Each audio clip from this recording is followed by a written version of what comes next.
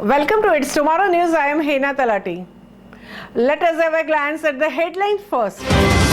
Tropical storm K bears down on California with rain and 100 miles per hour winds. Earthquake of 6.1 magnitude hits Indonesia region. No casualties reported.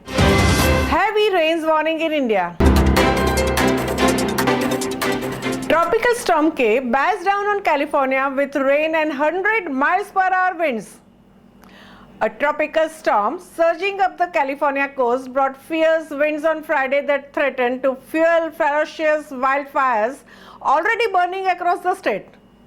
After days of record-breaking heat that tested California's energy capacity, baked moisture out of the drought-stricken landscapes and spurred the spread of deadly fires. The arrival of the tropical storm K produced heavy rains that caused flash floods and threatened more trouble for the state's electric grid.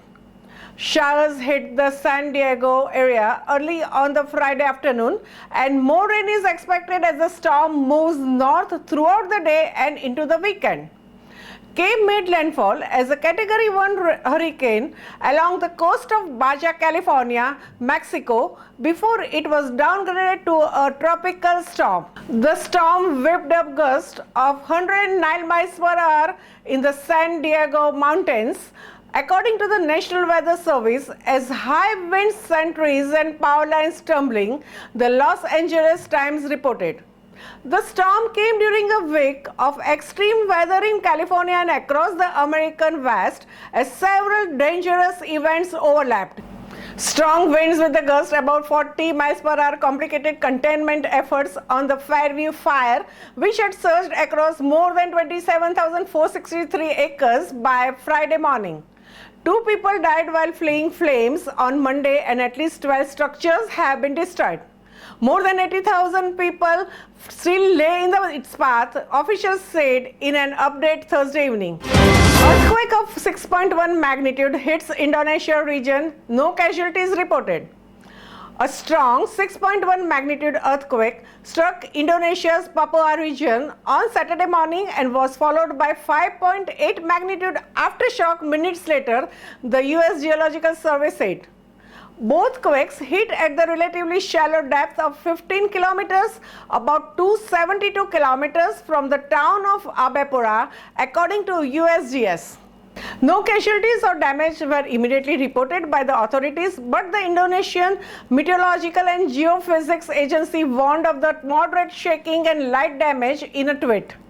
Indonesia experiences frequent earthquakes due to its position on the Pacific Ring of Fire, an arc of intense seismic activity where tectonic plates collide that stretches from Japan through the Southeast Asia and across the Pacific Basin.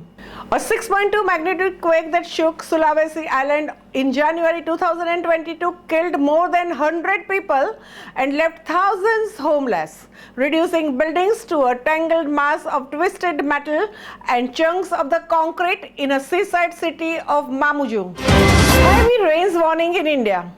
A low pressure area over the west central and adjoining east central Bay of Bengal is very likely to become more marked during the next 36 hours, Indian Meteorological Department said. It also issued an orange alert for very heavy rains in several districts.